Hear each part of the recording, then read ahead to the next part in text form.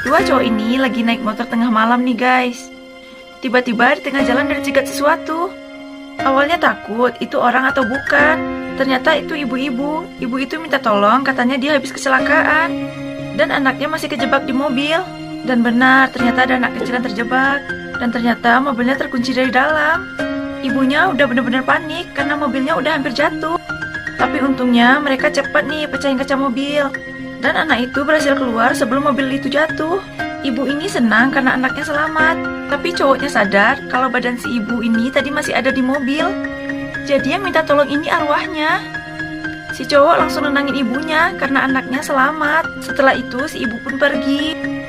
Dan anaknya cuma bisa nangis karena udah kehilangan ibunya untuk selamanya. Dua cewek itu jatuh dan terjebak di lubang sumur yang dalam guys. Mereka udah teriak-teriak minta tolong tapi nggak ada yang dengar.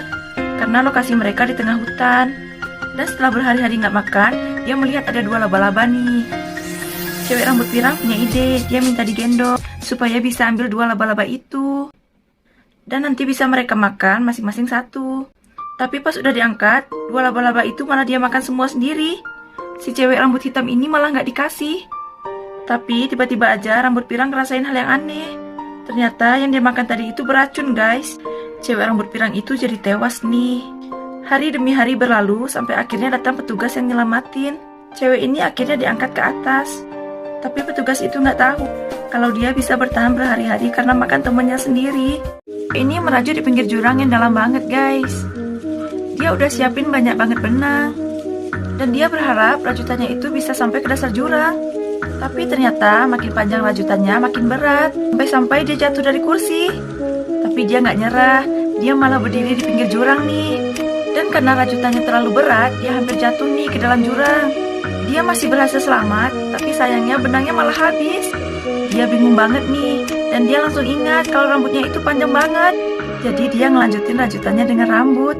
Dan waktu rambutnya udah mulai habis, dia mulai ketarik nih ke jurang. Dan dia tuh nggak bisa meloloskan diri. Karena rambutnya tuh udah terikat di sana. Dia coba untuk ngambil gunting, ternyata nggak bisa. Dan akhirnya dia tuh jatuh ke dalam jurang. Tapi ternyata dia masih bisa selamat. Tapi sayangnya rambutnya udah habis, putus semua.